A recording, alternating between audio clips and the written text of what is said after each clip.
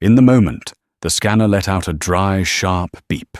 The entire world seemed to compress into a single thin breath. Bryce Carter, the man who had just closed a multi-billion-dollar negotiation, froze as his first-class ticket was rejected by the system right in front of dozens of watching passengers. No one knew that this so-called technical denial was actually the spark that would ignite an explosion capable of shaking the entire United States aviation industry. Bryce frowned not out of anger, but with the reflex of someone far too familiar with insults disguised as routine procedure. Linda Rogers, the blonde gate agent in her early 50s, tilted her head, her eyes sharp as blades, sweeping over his perfectly tailored charcoal suit. In that instant, Bryce recognized the same cold judgment he had faced hundreds of times in his life, a suspicion that needed no reason beyond the color of his skin. "Sorry, the system is showing an error. Please step aside," she said loudly enough for the line behind him to pause. Several glances brushed past him, some surprised, some annoyed, but most filled with that silent assumption he must be the problem. Bryce inhaled deeply. He did not want to react, not now. Tomorrow he had to meet the investment board of BlackCeo Airlines, a deal that could define the future of NovaLink Systems. He needed to be on this flight. He needed calm.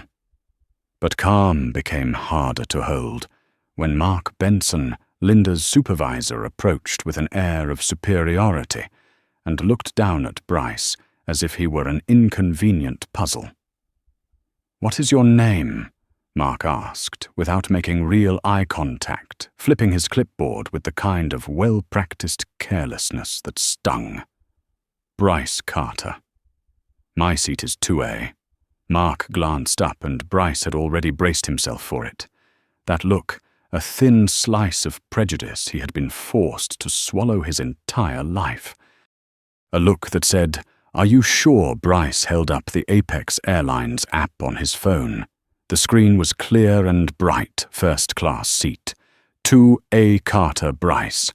No misprint, no correction, no system glitch. But Mark only shrugged and delivered a sentence like a hammer. "That's not what our system shows."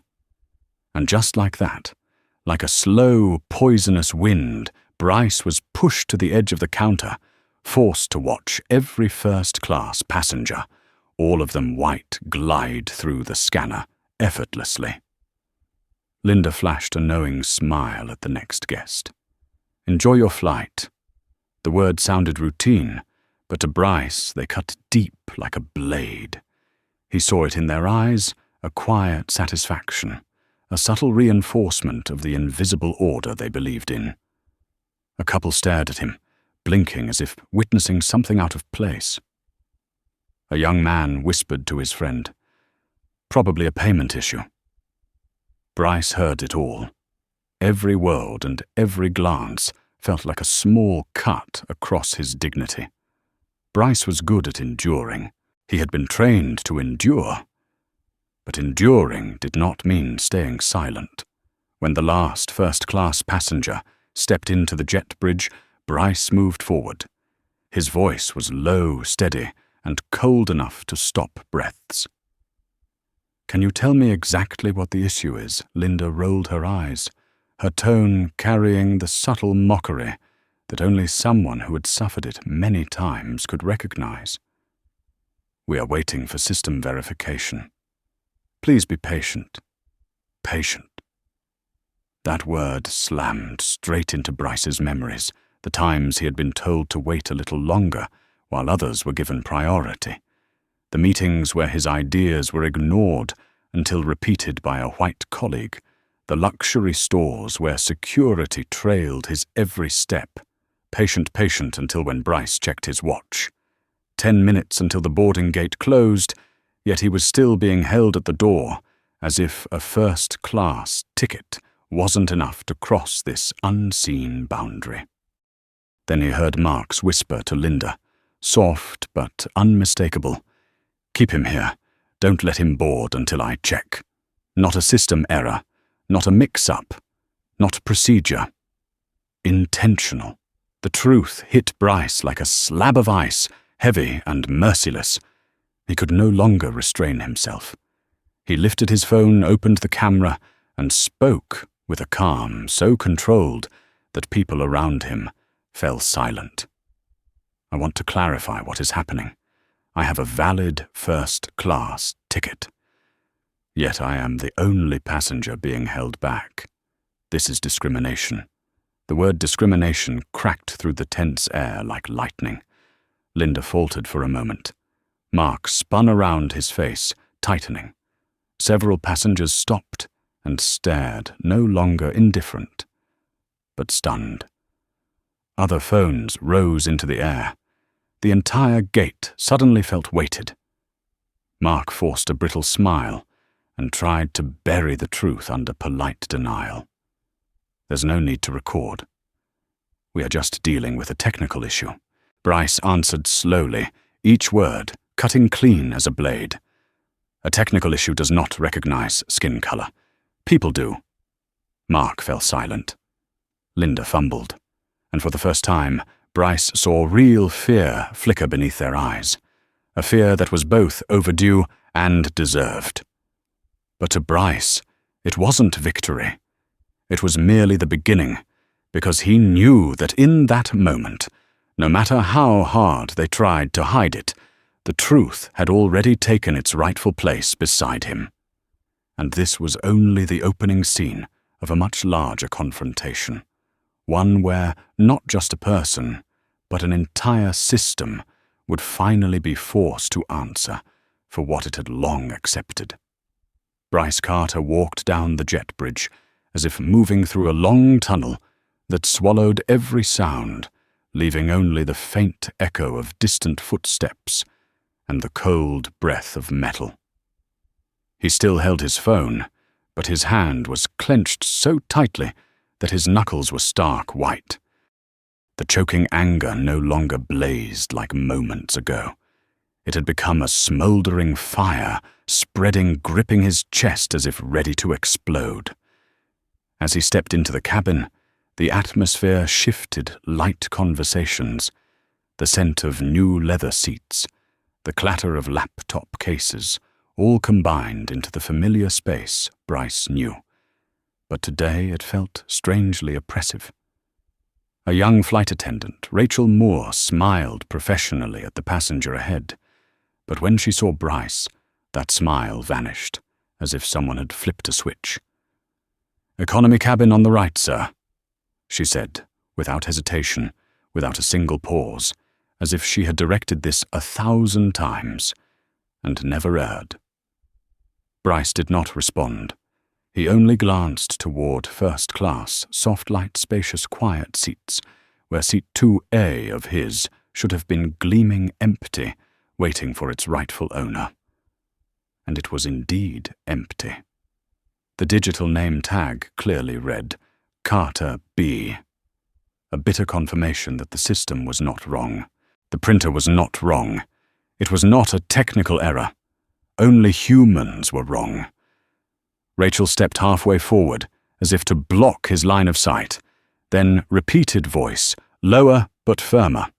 "Please proceed to the end of the cabin to find your seat."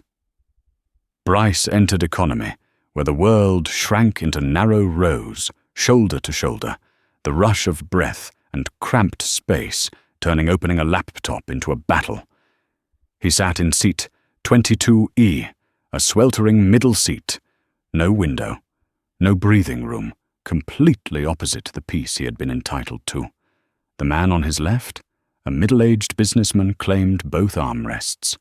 The woman on his right struggled to fit a large bag under the seat, bumping his legs 3 times without apology. Bryce forced himself to breathe steadily, but each inhale felt like swallowing the humiliation Apex Airlines had just handed him.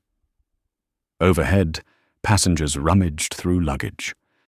At the front, Rachel continued attending first class, the space that should have been his, with the pleasant smile he had never received. Bryce leaned back, closed his eyes, letting layers of memory surface. Meetings where he was asked, "Are you sure you understand this financial model, even though he had designed it?" Car showrooms where staff scanned him from head to toe, asking, "Do you want to see models under $30,000 or older models?"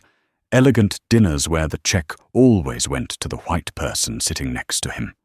And countless times he had to swallow anger to avoid being called too sensitive, too negative, too black.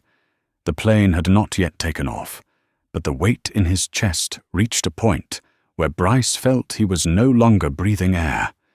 He was breathing the silence he had been forced to endure his entire life. The speaker announced, "Prepare for departure." The entire economy cabin fell into suffocating silence before takeoff. Bryce opened his eyes and stared toward the front of the plane. He knew seat 2A remained empty, a statement that sometimes discrimination does not explode visibly. It only needs a position taken from your hands. He retrieved his phone and reopened the video recorded at the gate. Each viewing revealed more details: how Linda glanced around before asking him to step aside, how Mark leaned in, directing with a low, condescending voice, how all other passengers were processed quickly while he was detained. Bryce felt his blood pumping faster, heating and coiling into a thought as sharp as a blade. If I remain silent, they will do this thousands more times to others. They, the people who believed taking a black passenger's first-class seat was a minor mistake. They, the systems that thought an apology in bonus miles could mask an entire mechanism of subtle discrimination. They, the people who treated a first-class black passenger as an exception to be checked again. Bryce knew he could not let this pass. But he also understood another truth: if he acted now, he would not only confront Apex Airlines, he would challenge an entrenched power structure that had existed for decades. A flight attendant passed by intentionally, or not ignoring him while serving beverages to the row. Bryce only watched, saying nothing. His silence was not tolerance, it was accumulation, addition, a storm forming quietly in stillness. Cabin lights dimmed as the plane began to taxi. Bryce closed his eyes not to rest, but to think. Each segment, each fragment, each strategy, a plan forming terrifyingly precise. The plan that would later be known across America as Operation Altitude. He did not know that in first class a flight attendant had just inadvertently told a colleague that seat 2A was held to avoid upsetting the VIP passenger. He did not know that a whispered phrase would soon explode across social media. "He doesn't look like first-class material." But as the aircraft lifted off the ground, Bryce sensed everything with the intuition of a man who had lived his life at the intersection of success and prejudice, an intuition that never fails. He opened his eyes. No more shame, no more anger, only clarity. One simple thought etched into his bones like steel. If they think I don't deserve seat 2, they are about to pay for every centimeter of that mistake. As Apex Airlines aircraft pierced through the dense layers of cloud, the sky inside, Bryce Carter felt strangely bright in the dangerous way of a man stepping beyond the final limit of his endurance and entering a place where decisions can no longer be undone. He sat still in seat 22, his shoulders folded into the cramped space, but his mind expanded like a field erupting in flames. Every sound around him, from the zip of a suitcase to the sniffling of the man on his left, pressed deeper into a truth he had known all his life, that the gap between what he deserved and what he received was never accidental. It was built from countless, small, intentional actions, all hidden behind excuses labeled as procedure system error or standard protocol. Bryce tilted his head slightly to avoid the woman on his right, as she nodded off and leaned against him, but his eyes remained fixed ahead. Not on his phone, not on the seat in front of him, but on the space within himself, where patience was dying and something else was taking its place. Resolve. He lifted his phone and replayed the video for the 10th time. Not to confirm the injustice, he already knew it was real, but to relive each face, each glance, each expression of the people who had treated him like a box that needed inspection instead of a paying passenger with a legal right to his seat. Linda's face appeared her irritated eyes, suggesting he was overreacting. Then Mark's face, wearing that half-smile of someone who believed he had the authority to decide where Bryce did or did not belong. And then Bryce's own face in the video calm, composed, yet hiding a fire he had buried his entire life. In his own eyes, Bryce saw something he had never admitted out loud. He was tired of being polite when insulted, tired of being gracious when belittled, tired of staying silent because he didn't want trouble. The plane shook gently as a gust of wind brushed the wing, and the flight attendant's announcement about drink service poked into his already tightening thoughts. "Water for you?" she asked the man beside him without even looking at Bryce. Then she turned away. No greeting, no glance, not even the minimum courtesy owed to a customer. Bryce set his phone down slowly, as if he were setting down a vow he was ready to carve into the rest of his life. He remembered his mother. Years ago, when he was a child, Denise Carter mended clothes under the weak yellow lamp, her hands trembling from exhaustion, but her voice never wavering. "Bryce, you do not let them decide who you are." He hadn't. He had spent his entire life proving it. But today, for the first time, Bryce understood that protecting only himself was not enough. When he earned a first-class seat through sheer effort, he won only for himself. But when he was pushed down to economy, despite paying the full fare and having the rightful claim, he realized something far more frightening, that personal victories could not shield the generations coming after him. A single act of disrespect becomes culture, when the one who suffers it keeps walking in silence. Bryce knew he had a choice. Now let this story fade, like the hundreds before it, or turn it into the lever that would crack the structure standing behind the insult. His mind flashed through images as fast as lightning press conferences, market shockwaves, industry reactions, new policies, legal changes, Black, brown, and Asian passengers stepping onto planes without having to prove they were worthy of the seats they paid for. A voice rose in his mind, the voice of Dr. Samuel Turner, no longer sounding like advice from a mentor, but like a command from history. Sometimes, Bryce, there are moments when you are not allowed to act only for yourself. You must act for everyone who will come after you. The plane tilted slightly. The seatbelt sign lit up. But Bryce was no longer sitting in the cramped cabin. His will had already stood up. He opened his email and began typing. Not an angry complaint to Apex, not a demand for compensation like other passengers might send, but the first email to 3 people: Jordan Hale, head of legal Monica Hughes aviation strategy expert, and Erin Blake, his most trusted executive assistant. Bryce typed each word as if etching them into metal. "I am moving the meeting with BlackCeo to next week. From now on, priority number 1, gather data documentation and every record related to discrimination, claims in the aviation industry. We begin the moment I land." He hit send, a small button but powerful enough to trigger a shockwave he knew would define the rest of his life. Outside the window, sunlight washed over thick white clouds, but inside Bryce the sky had shifted into the deep blue of decision. A blue that no longer belonged to a passenger who had been insulted. A blue that belonged to a man about to shake an entire industry. The plane trembled again. A chime echoed overhead, "Prepare for descent." Bryce lifted his head, buckled his seatbelt, and his eyes steadied with a calm that felt almost unnatural.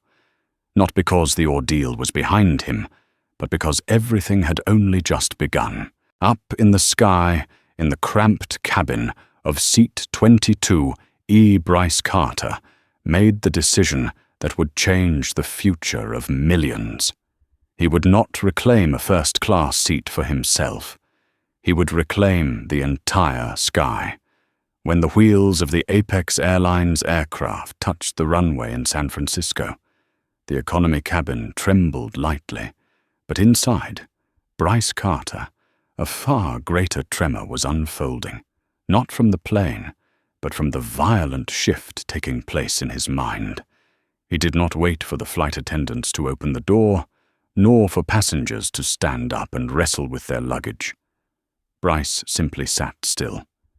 His head slightly bowed his eyes, reading through a plan he had never written down, but had taken full shape in his mind from the moment he was forced out of Seat 2A.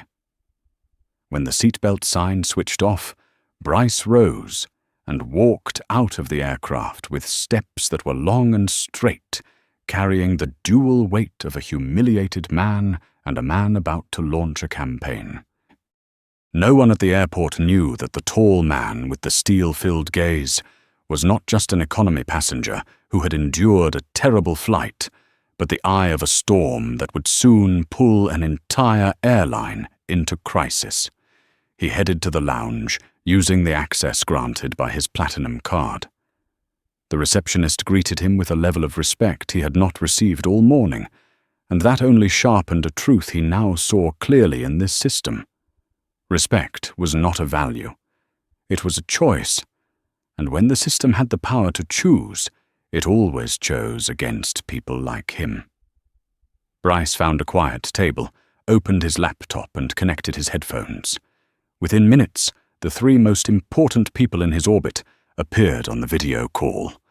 Jordan Hale, sharp-eyed and precise as a steel spark, with a legal voice so exact he never wasted a single word. Monica Hughes, a woman whose promotions had been blocked by less competent but more powerful white executives, and someone who understood the aviation industry more deeply than the CEOs running it. And Erin Blake, the assistant who had walked with him through years of hardship, a woman who could turn any idea into action within hours. Jordan broke the silence first.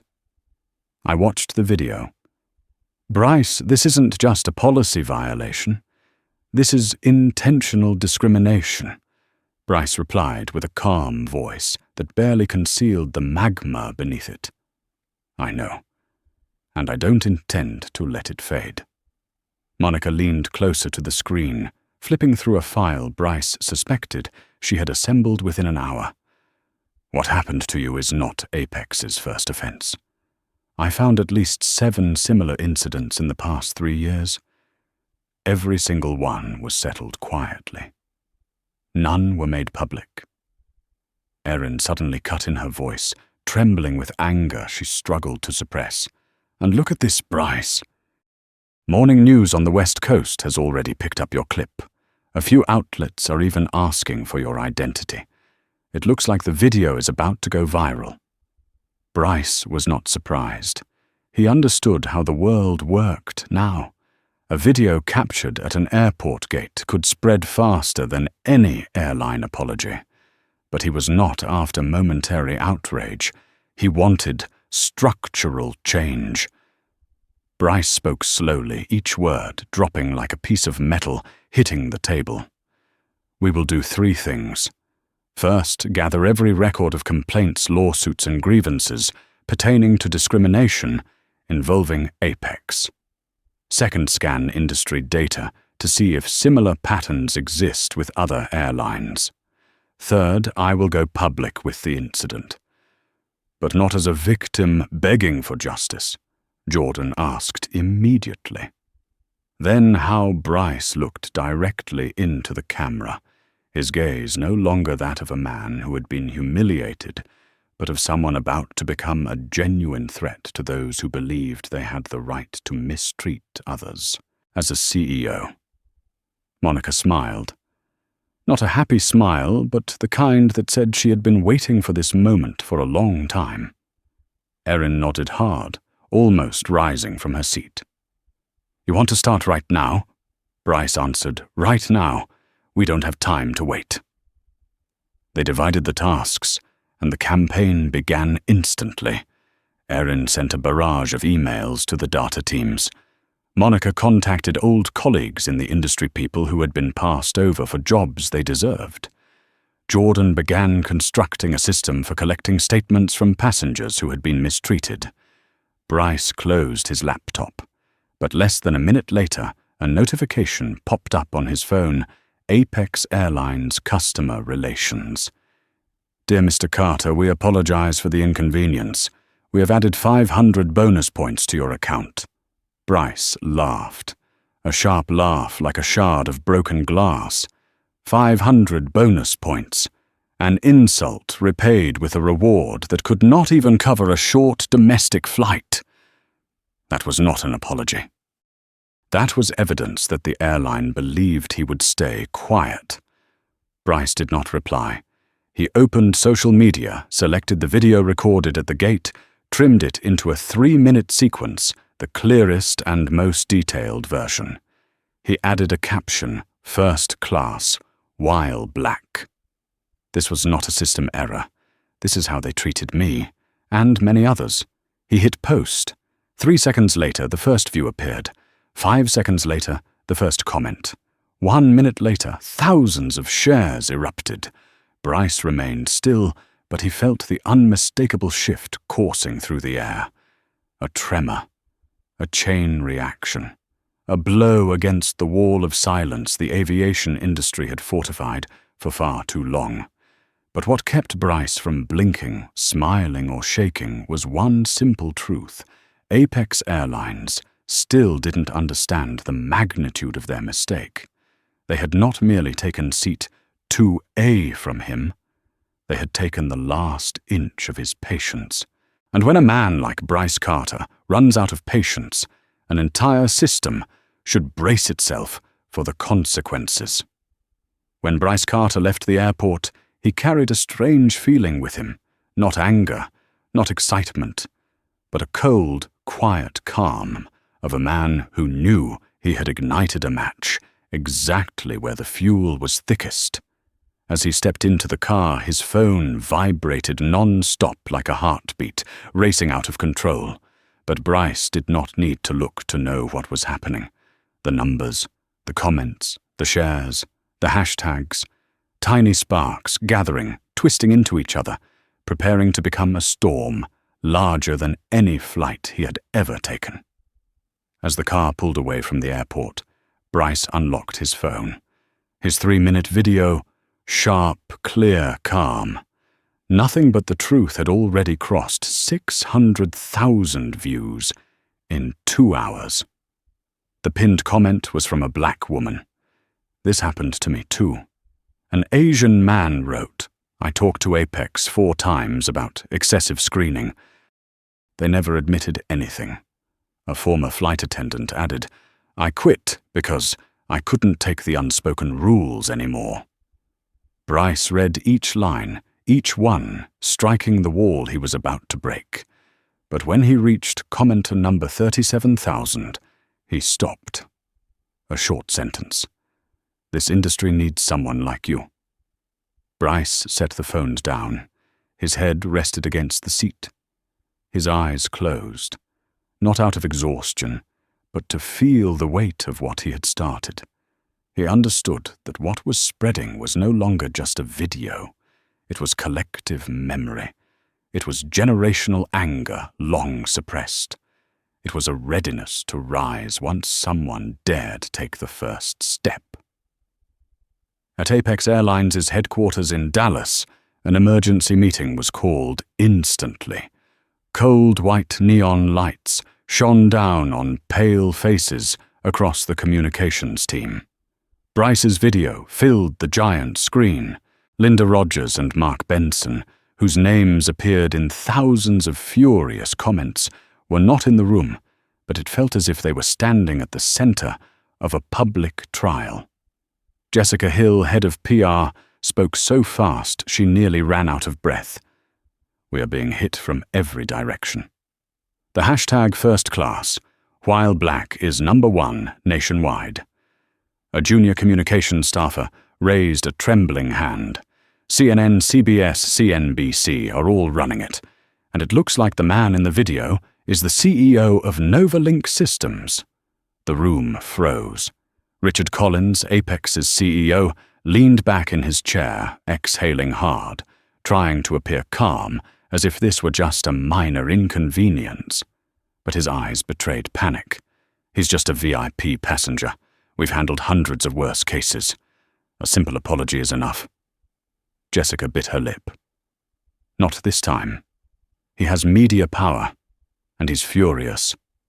Another manager added, voice dropping, and he's not asking for compensation. He didn't take the bonus points. That is more dangerous. Collins waved his hand dismissively. I said it's a small issue, a technical glitch, not racial discrimination. But immediately, a legal officer stood and dropped a thick stack of documents onto the table. We have at least 14 similar cases internally, all settled quietly. And now Mr. Carter has opened a door we've been trying to keep shut for 10 years. Collins gripped the arm of his chair. He felt exactly what Bryce intended him to feel, the fear of someone who is finally forced to face the truth. Meanwhile, across the country, Bryce entered his hotel room, closed the door, and called Jordan Hale. Jordan said nothing about the video. He spoke only one sentence. You just launched a campaign the industry won't be ready for. Bryce walked to the window, staring down at the glowing San Francisco skyline, a city where major shifts in technology and justice had begun inside small rooms just like this one. Bryce spoke slowly. If they had simply apologized, this would have ended in Atlanta. Jordan replied, But they didn't. They underestimated you. Bryce nodded. And they underestimated the people who look like me even more. In the Dallas boardroom, Collins ordered a defensive media response, claim system error, offer vouchers. Jessica looked at him, as if watching a man bury himself alive. No one believes that anymore, and Mr. Carter cannot be bought. Collins scowled. Then do whatever it takes to make the video disappear. But they did not know that the video had already been reposted thousands of times across TikTok, X, Instagram, and Facebook.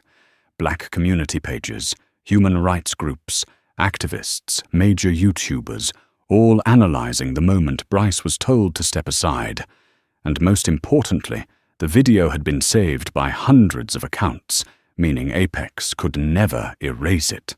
Bryce paused in the middle of his hotel room as his phone buzzed again. A message from Monica Hughes. I found internal documents. Mark Benson was reported for discrimination. 3 times. Another message from Erin. Over 2,000 people have emailed us in 4 hours. They're sharing what Apex did to them. Bryce felt a chill run down his spine. Not fear, but the sensation of someone standing at the entrance of a dark cavern and realizing it is deeper than they imagined. He knew he was no longer dealing with Linda Mark or Collins. This was the system. Bryce sat at the edge of the bed, clasped his hands, and stared into the void. In that silence, an idea formed, not loud, not fiery, but sharp and slow, like a blade pressing into stone. I won't just expose them, Bryce whispered. He inhaled. I will change them. With one tap, he opened his email and drafted a new message to his team. We will call this campaign Operation Altitude, and we begin tonight. The screen reflected Bryce's eyes, no longer the eyes of a man forced out of first class, but the eyes of a man preparing to lift an entire industry to a higher altitude. Night in San Francisco was colder than Bryce Carter remembered, a cold that lived not only in the wind, but in the tension of a city forever balanced between innovation and chaos. But Bryce did not feel that cold. He was burning in the way of a man who knew that every passing second echoed the widening impact of a battle already spreading far beyond him. Sitting at the hotel desk with his laptop open, the blue glow casting sharp angles across his focused face, Bryce felt as if the entire room had transformed into the command center of a new war. No noise, no distractions, only the heartbeat of a strategist who understood he was no longer fighting for a first-class seat, but for the entire sky. The first email of Operation Altitude had been sent. And from that moment on, everything moved faster than any aircraft Apex Airlines could ever operate. Bryce glanced at his phone. 43 unread messages. Most from strangers, yet the words felt as familiar as the echoes of a history that lived beneath his skin. I was reassigned for no reason, too. They told me I wasn't suitable for the upper cabin. My son was pulled for screening, and he's only 14. Apex has done this to us for years. Bryce swallowed the mixture of pain and anger rising inside him. He could not respond to each one, but every message poured more fuel into the resolve behind Operation Altitude. His phone rang. Jordan Hale. "Bryce, you need to hear this." Jordan's voice was low-edged with the urgency of a lawyer who had just uncovered something impossible to ignore. I contacted 2 passengers who previously sued Apex. Both said Apex offered hush money. Bryce closed his eyes. He already suspected it. But hearing it confirmed by others made the truth even heavier. "Good," Bryce said. "Gather everything. I want hard proof." Jordan continued. "There's more. A former Apex employee wants to talk to you. She says she has information on internal policy." Bryce's eyes snapped open sharp as the tip of a blade. "Name Sophia Ramirez, former flight attendant, 20 years of experience." Bryce stood walking across the room, placing his hand against the window. Outside, the city lights fell like constellations. "Schedule her for tomorrow morning. As early as possible." After the call, Bryce sat again and opened a file Erin had sent. What he saw made him hold his breath.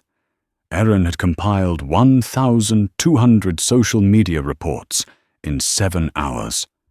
Every report had the same pattern discriminatory treatment in varying forms, all from Apex Airlines. Bryce scrolled further and found a data chart. Erin added average extra screening time for black passengers, 3.2 times higher than for white passengers. Bryce slammed his hand on the table, not in anger, but because the truth had become so undeniable it demanded impact. He was no longer fighting a single wrongdoing. He was fighting a pattern, a habit, a mechanism. And he understood that mechanisms only change when the people crushed beneath them stand up with enough force to shake the system. Bryce opened his notes and wrote 3 lines. 1. Collect historical discrimination data from Apex. 2. Prepare a press conference. 3. Infiltrate Apex from the inside. The 3rd line made him stop. In that moment, he realized he was about to do something extremely dangerous, something other CEOs would never dare attempt. But Bryce was not like other CEOs. He had lived his entire life breaking through invisible walls. Now he would shatter them. A notification chimed. Erin again. "Bryce, you need to hear this." Attached was a leaked internal recording from Apex. A man's voice, likely a supervisor, said, If a passenger doesn't look like upper cabin material, screen them thoroughly. If needed, seat them in the lower cabin. Bryce listened to each word, adding weight to what he already knew. He did not feel anger now. Anger was behind him. What he felt was the cold clarity of a man who had reached the point where forgiveness no longer existed. He opened his laptop again and started drafting a new document, titled Equal Altitude Aviation Industry Reform Initiative. He typed fast, the ideas flowing like water that had been held back far too long. Technology to eliminate bias in seat assignment, AI to detect discriminatory behavior, transparent monitoring systems, a new regulatory framework, a direct reporting app, and finally the action he knew would shake Apex to its core, acquire controlling shares. A black CEO deciding to buy into the very airline that discriminated against him. Not revenge, strategy. His phone vibrated again. Jordan sent a message video past 5 million views. Apex employees are panicking. Bryce leaned back in his chair, his lips pressing into a thin line. Not out of satisfaction, but because he knew the timing was perfect. He picked up his phone and dialed someone he trusted deeply, his financial strategy advisor, Lydia Grant.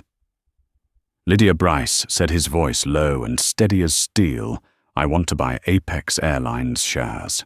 Start as soon as possible, and do not let them know it's me. Lydia replied instantly without asking why. Understood. We begin tonight. Bryce hung up, set the phones down, leaned back, not in exhaustion, not in fear, but in the awareness that he had just begun something so large the entire country would soon turn its eyes toward it.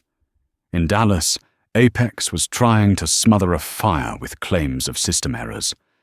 In San Francisco, Bryce was pouring a full canister of fuel onto that fire to make it burn bright enough that no one in the airline industry could pretend not to see it. Operation Altitude was no longer a plan. It was an earthquake, and Bryce Carter, the man pushed out of seat 2, was becoming the epicenter of that seismic shift. When dawn broke over San Francisco, the sky was washed in a pale gold, but inside Bryce Carter's hotel room, not a trace of warmth could touch the air, stretched tight like a drawn wire. He stood by the window, arms crossed, watching the traffic flow below, as if he were watching the future of Apex Airlines rolling along the road, swerving, losing control, and heading straight for a collision. Last night had been a night of data, of strategy, of ignition. This morning would be the morning of action. The first person Bryce met was Sophia Ramirez, a former flight attendant, with 20 years of experience, her face marked by both resilience and the exhaustion of someone who had witnessed far more than she could change. When she stepped into the small hotel meeting room, Bryce immediately recognized the look in her eyes, the look of a person who had lived many years in forced silence. "Mr. Carter, Sophia," said as she shook his hand, her voice low and slightly hoarse. "I'm not here to tell emotional stories. I'm here because I don't want Apex to keep doing to others what they did to me and to you." Bryce nodded. "I don't need emotion. I need the truth." And Sophia handed him the truth, not through frantic words, but through a folder she had hidden for 3 years, a thick stack of paper with slightly wrinkled edges that told him immediately it contained exactly what he needed. She opened the first page. Internal emails filled with vague but dangerous instructions. Maintain control of the first-class cabin. Filter unsuitable passengers. Avoid upsetting VIP clients. Consider reseating if needed to maintain standards. Bryce knew those lines didn't name anyone, but he understood exactly what they implied, an unwritten policy built on bias. Sophia spoke slowly, her tone steady, as if each word was a shard of memory she had ground down over years. We were told to watch for unpredictable passengers, not fit for the brand image. No one said it directly, but every example they showed us was a person of color. Bryce gripped the chair so tightly his knuckles turned white. Sophia continued. I protested. They reassigned me constantly, took me off international routes. Then they tried to force me to sign an NDA. I refused. I quit. Bryce looked at her, and for the first time that morning, his eyes softened. Thank you. But Sophia shook her head, her gaze sharpening again. Don't thank me. I'm here because you're the first person with enough power to make them afraid. Bryce understood. It wasn't courage she lacked. It was backup. And now she had found it. After the meeting, Bryce immediately called Jordan, Monica, and Erin. We have a witness, documents, procedures, everything, Jordan replied instantly. Enough for a class action, enough to topple the board. Monica added, and enough to shake the entire market. While Operation Altitude accelerated in San Francisco, Apex Airline's headquarters in Dallas was drowning in chaos. CEO Richard Collins no longer carried his old arrogance. He paced through the large conference room, his face flushed from a sleepless night, cold coffee in hand, followed by a trembling PR team like a flock of hunted birds. Why is the video still spreading? Collins barked. Jessica Hill had no choice but to answer, her voice clear but exhausted. Because it's real. Because people have lived the same thing, and because witnesses are coming forward. Collins slammed his hand on the table. Who dares? Before Jessica could respond, another figure entered the room, Derek Shaw, head of legal at Apex. Bad news, Derek said, throwing a printed sheet onto the table. A former employee, Sophia Ramirez, is already contacting the press. And more bad news, Carter's video has passed 12 million views. Collins shot to his feet, nearly shouting, How is that good news? Derek shrugged. Good for him. Bad for us. Then he placed a newspaper on the table. The front page read, Apex Airlines accused of systemic discrimination. Department of Justice begins review. The air in the room froze. Jessica opened her laptop, her hands shaking. And Bryce Carter just posted again. The post contained only one sentence, I will not be silent. No long paragraph, no new footage, no dramatic effect. But its power lay in one thing. The man who wrote it was Bryce Carter, followed closely by the technology world, the investment world, and the human rights community. Collins slammed the table again, but this time the sound resembled the cracking of the authority he was desperately trying to hold on to. We must speak to Carter. Jessica sighed. He's not answering emails or calls. Collins snapped offer money. Whatever it takes, Derek cut in. He doesn't need our money. He's wealthier than the CEO of Apex. Collins froze the vein on his forehead, pulsing, and for the first time in 24 hours he grasped the most terrifying truth of all. Bryce Carter was not a customer seeking compensation. Bryce Carter was a strategic threat. Intelligent, wealthy, widely supported, and pushing Apex straight toward the edge. Meanwhile, Bryce left the hotel to meet a journalist from Financial Mirror, the outlet that would publish the first major interview about the incident. But this wasn't just an interview. Bryce knew he was shaping the narrative. When the journalist asked the first question, "What do you want as the final outcome?" Bryce did not blink. "I want the airline industry to stop deciding who deserves which seat based on skin color." The journalist wrote every word. Bryce continued, "I'm not fighting Apex. I'm fighting injustice." Then he looked directly into the camera. "And if change requires shaking an entire airline, then I am ready." That sentence, barely 8 seconds long, would become one of the most viral quotes for weeks. As the interview wrapped, Bryce's phone rang. Erin's voice came through breathless. Bryce, the video passed 25 million views.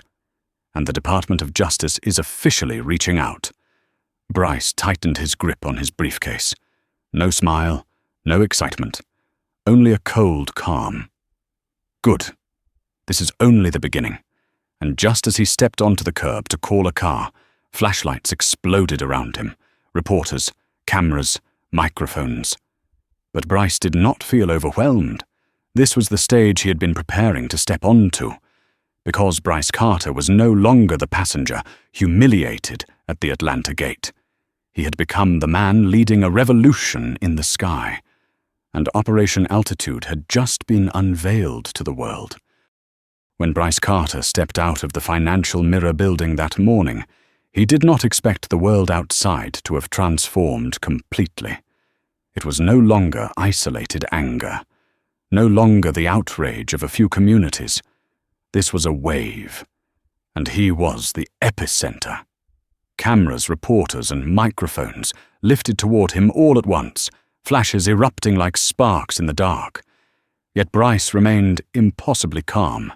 Shoulders, straight chin raised his expression, not that of a victim, but of a man in control. Mr. Carter, did you know the video has passed 38 million views? Are you planning to sue Apex? Do you want an apology or consequences? Bryce answered with a single sentence, his voice low, steady, and strong enough to cut through every sound around him. I want the truth. The crowd surged forward, but Bryce had already stepped into his waiting car before anyone could ask more. Inside his phone vibrated non-stop. Erin Bryce, the Department of Justice, officially opened an investigation. Jordan other airlines are already releasing cautious statements. Monaco 2 regional airlines want to collaborate on testing our AI system. Bryce read each message carefully. He did not smile. He did not sigh in relief. He did not celebrate. He felt something far heavier, the weight of a man steering the direction of an entire industry. In Dallas, Apex Airlines was on the brink of implosion. Inside the 30th floor boardroom, CEO Richard Collins stood before the board, sweat gathering on his forehead, despite the freezing air conditioning. Behind him glowed a blood-red chart. Apex stock dropping another 9% in a single morning. We need to control the narrative, Collins said, like a drowning man. I want every article blaming a technical issue. Elizabeth Crane, one of the most powerful board members, slammed her pen onto the table. Richard Systems do not discriminate. But your employees do. And you know that. Collins paled. Those are isolated incidents. Derek Shaw, head of legal, snapped, when there are 14 suppressed lawsuits, that is not isolated. That is systemic. Jessica Hill pulled up yet another slide. 74% of discrimination reports against Apex are from people of color. The room broke into anxious whispers. Someone muttered, "We're finished." Collins tried one last lifeline. Carter just wants attention. We can buy his silence. But as he spoke, the door opened and a nervous young assistant stepped in. So NovaLink Systems just released a statement. What statement? Collins demanded, his voice cracking. The assistant handed a screen to Jessica. As she read, her face drained of color. NovaLink announces the development of equal altitude and anti-bias system for the entire aviation industry and confirms partnership invitations from Horizon Air and Pacific Connect. The boardroom went silent. Collins collapsed into his chair. He's taking over the industry, Jessica whispered. No. Worse. He's changing the rules. While Apex spiraled, Bryce arrived at his temporary San Francisco office a rented meeting room that now felt like an emergency command center.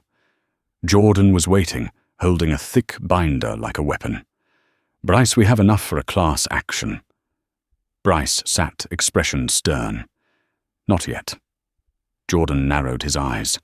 "How big do you want to go?" Bryce looked directly at him, his voice sharp enough to slice through the air. "I don't want Apex to fall. I want Apex to change." Monica looked up from her laptop. From the outside or the inside, Bryce answered both. Erin stood by a whiteboard filled with notes. "Bryce, how much stock are you planning to buy?" Bryce leaned back, his gaze distant and calculating. "Enough for them to invite me to the table." Erin blinked. "You mean 10%? "No," Bryce said. "More." Then he stood, walked to the board, grabbed a marker, and circled 3 words: Apex Reinvention Plan. Jordan asked, "What's the first step?" Bryce replied instantly. "Force them to face the media." Monica raised a brow. "You want to attack them?" Bryce turned, his voice slow but unyielding. "No, I want them to expose themselves." At that exact moment, his phone rang. "Lydia Grunt. Bryce, we've acquired 3% of Apex through secondary funds. No one knows it's you." "We can accelerate?" Bryce asked. "Who holds the largest shares at Apex?" "The internal board and 3 major funds," Lydia replied. "But if you cross 10%, they must legally grant you access to board meetings." Bryce exhaled, confirming the decision he had carried since yesterday. "Then move us to 7% first, and prepare to reach 12. Lydia paused. "Bryce, are you preparing to take over Apex?" Bryce did not answer directly, but when he spoke, his voice was that of a CEO about to do something unprecedented. "I will not let an airline discriminate against me, and I will not let them continue discriminating against anyone else." When he ended the call, the room fell silent. A silence filled with shock, fear, and awe. But the Operation Altitude team recovered quickly. Erin said, "Bryce, we need a press conference." Bryce nodded. "They need to see me." Hours later, Bryce stepped onto the stage in a packed auditorium. Hundreds of reporters sat before him. Lights blazed like a battlefield spotlight. He opened with a single sentence that froze the entire room. "I am not here to tell you how badly I was treated. I am here to tell you that it will not happen again to anyone." The slides behind him lit up, revealing Sophia's documents. Internal investigations. Apex emails. Bryce continued. "This is no longer the story of one man pushed out of a first-class seat. This is the story of a system that must be rebuilt from the ground up." Then he delivered the line that sent shockwaves across the entire aviation sector. "And I have begun purchasing shares of Apex Airlines." The room erupted in shouts, cameras clicking, reporters shouting questions. Bryce stood steady, his gaze locked on the camera lens, as if staring directly at the Apex CEO from across half the country. "If they do not want to change, then I will change them." In Dallas, when Richard Collins watched the press conference on the giant boardroom screen, his face turned ashen like cold ash blown by the wind. Because for the first time, he understood the truth. This was not an angry customer. Bryce Carter was an adversary with wealth vision technology, public support data, and most importantly, moral ground. The battle was no longer about Seat 2A. It had risen into the sky itself. And Apex Airlines was about to learn that no one can stop a storm born from a truth too powerful to bury.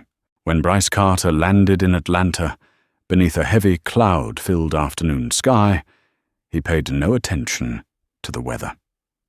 His entire mind was fixed on the biggest battle since Operation Altitude began. Not the battle online, not the battle in the media, but the battle inside the very heart of Apex Airlines, the boardroom where the fate of the entire company was decided. As he stepped into the Apex headquarters, the receptionist looked at him the way someone might look at a storm walking on two legs. No one stopped him. No one asked for a visitor badge. No one dared question why he was there. Because that morning, the news had detonated. The mysterious investor who acquired 11.2% of Apex shares is Bryce Carter. Markets shook. Minor shareholders panicked. Reporters flooded Dallas like a nest of birds bursting apart, and the Apex board was forced to call an emergency meeting, one that Bryce had the legal right to attend. When the boardroom doors opened, Bryce walked in, not as a man once humiliated at a boarding gate, but as a leader arriving to determine the future of an entire system. 12 board members sat around the long walnut table, their faces tense, their eyes fixed on him with a blend of caution, uncertainty, and fear. At the head of the table, Apex CEO Richard Collins tried to maintain composure, but his fingers kept tapping on the polished surface. Mr. Carter Collins began, his voice half polite and half defensive. "I'm not entirely sure what you expect to achieve by calling this meeting." Bryce pulled out a chair, sat down, and with an unwavering stare and a voice that rang through the room like a hammer striking steel, said, "I expect to achieve truth and a future." Elizabeth Crane, the silver-haired powerhouse of the board, leaned forward. "We watched your press conference," she said. "You accused Apex of systemic discrimination. That is a serious allegation." Bryce opened his bag and placed on the table the binder Sophia had given him, printed internal emails, and the data analysis Erin had compiled. He slid everything toward Collins. "Not an allegation," Bryce said. "Evidence." Collins flipped through a few pages, and his complexion drained to ash. Where did all of this come from?" Bryce answered plainly. "From your own employees, people who could not tolerate the injustice any longer." Another director spoke up, panic creeping into his tone. "But if this goes public, we could lose hundreds of millions of dollars." Bryce tilted his head slightly, as if disappointed. They still didn't understand. "You think this is not public?" He swept his gaze across the room, a cold edge slicing through the air. "The entire country knows. The Department of Justice knows. The press knows. Your customers know." Then he stopped at Collins. "The only people pretending not to know are Apex Airlines." The room thickened with silence. Collins shot up from his chair, summoning what little authority he had left. "Mr. Carter, I do not need you coming here and telling me how to run my company. I built Apex from a mid-tier airline into a national brand." Bryce stood as well, facing him squarely. "You built an airline," he said, his voice rolling like distant thunder. "But you also built a culture where passengers like me are treated as threats, even when we paid for first-class seats." A sharp click echoed as Bryce placed a USB drive on the table containing the leaked recording of an Apex manager discussing how to filter unsuitable passengers. A board member whispered, "We really are finished." Elizabeth Crane turned to Collins, her gaze sharper than Bryce's. "Richard, how long have you known about this?" Collins stammered. It wasn't formal policy." It was Elizabeth slammed her hand on the table, but you knew Collins fell silent, and that silence was an admission. Bryce said nothing more. He didn't have to. Collins had condemned himself. Several board members exchanged looks, and one finally asked, "So, Mr. Carter, what exactly are you proposing?" Bryce scanned the room, taking in the faces of people, terrified of losing their money, their power, but most of all, terrified of being dragged down by the truth. I propose, Bryce said, a complete restructuring, new training systems, a new customer process, anti-bias technology, independent oversight, and individual accountability. He looked directly at Collins and added, and a new CEO. The room erupted in murmurs. Collins turned red, as if he might burst through his own skin. You have no right to demand my resignation, Bryce answered. I have 11.2% of this company. I have the backing of the market. And I have proof that you allowed a discriminatory culture to thrive under your leadership. Elizabeth Crane stood up. Bryce is not wrong, she said coldly. We lost 28% of our market value in 3 days because of this scandal. Collins, you cannot keep your position. Collins staggered backward, color draining from his face. No, you can't. But the board was no longer looking at him. They were looking at Bryce, as if recognizing that he had just ended an era. Elizabeth turned to Bryce. If we agree to your reform plan, are you willing to cooperate as a strategic investor? We cannot let you run Apex alone. Bryce smiled slightly, the smile of a man who had achieved precisely what he intended. I do not want to run Apex Airlines. He paused, letting the room hold its breath. I want Apex Airlines to learn how to treat every passenger equally. Elizabeth nodded her expression, holding something rare in a boardroom filled with power respect. I vote yes, she said. Another board member, I agree. Then a third. A fourth. Finally, 8 of 12 hands rose. The vote was complete. Collins was removed as CEO. Apex Airlines officially entered the largest reform in its history, and Bryce Carter, the man pushed out of seat, 2A, had brought an entire corporation to its knees before the truth.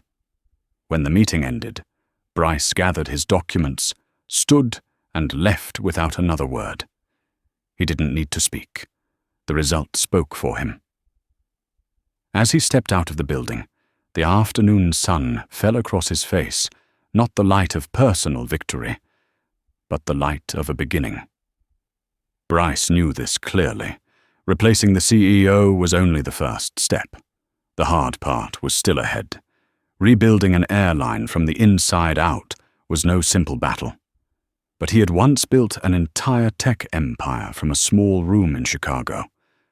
Now he would rebuild an entire sky.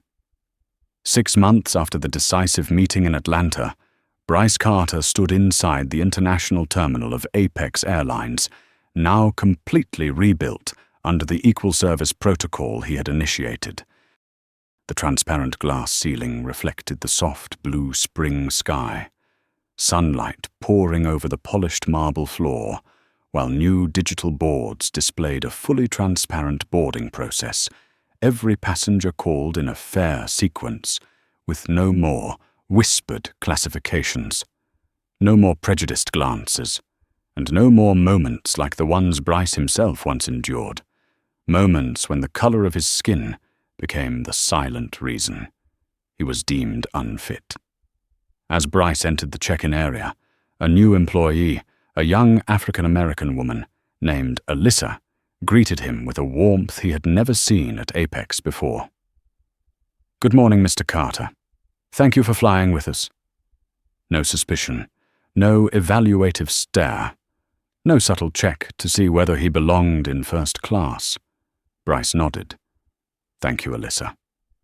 She had no idea he had helped rewrite the history of her company, and that only made the moment more meaningful. Respect had become the default, not a privilege. At Security, Apex's new system, partly powered by NovaLink's algorithms, assigned screenings entirely by statistical probability, and data patterns no longer relying on subjective judgment. Bryce walked through the scanner. The blue light flashed, and he was waved through. No one stopped him. No one said random check. No one dug through his laptop bag because he looked suspicious. That simple moment might be ordinary to many, but to Bryce, it was the clearest proof that his fight had not been in vain. When he reached the boarding gate, he observed the new process, efficient, transparent, and completely fair. An Asian couple, 2 black travelers, a white man, an Indian passenger, all greeted with the same level of dignity. No more gate agents staring at the ticket, then at the passenger, then at the ticket again, with unspoken judgment. When Bryce handed his boarding pass over, the agent nodded professionally. Seat 2. Enjoy your flight. Seat 2A. A spot that had once symbolized humiliation had now become a symbol of change. Bryce settled into his seat, leaned back, and looked out the window. The feeling was strange, as if he were sitting inside a repaired version of the past, a version in which, had it existed that day, he would never have had to fight so hard. But he had no regrets, because without that day, there would be no today. A young flight attendant approached a black woman with a bright smile. "Mr. Carter, I'm Jasmine Powell. I just wanted to say thank you." Bryce tilted his head. "Thank you."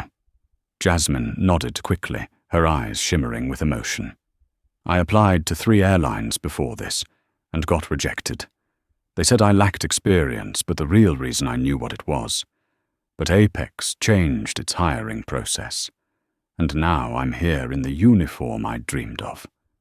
Bryce looked at her, and in that moment, his old pain transformed into something else, something more meaningful than NovaLink's success. "You deserve to be here," he said. "People like you belong in this sky." Jasmine smiled brightly, then walked away to continue preparations, leaving Bryce with a feeling he hadn't let himself experience during the chaos of the past months. Victory. Not personal victory. The victory of fairness. As the aircraft lifted off the runway, sunlight reflected across the wings, and in that moment, the image of his mother, Denise Carter, appeared in his mind, the woman who once told young Bryce live in a way that makes the path easier for those who come after you. He whispered, "I did it, Mom." Once the plane reached cruising altitude, Bryce's phone vibrated softly. Erin's message department of transportation just announced equal altitude as the new national standard. 23 airlines have registered for adoption. Another from Monica. Our AI system reduced discrimination complaints by 78% in 4 months of testing. And a message from Jordan Apex avoided major penalties due to full cooperation. The new board sends their thanks. Bryce held his phone, but didn't respond immediately.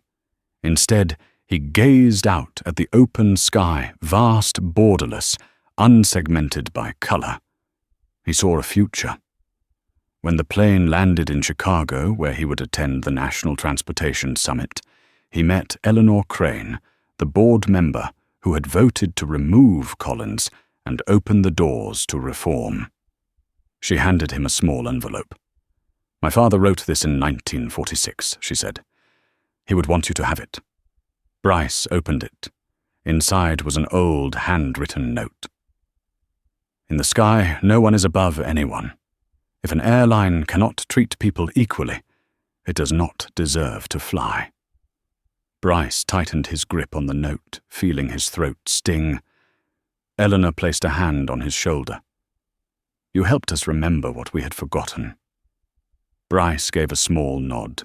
As he stepped out of Chicago Airport, a gentle wind passed by, carrying with it a peace he had not felt since the day he was stopped at the Atlanta gate.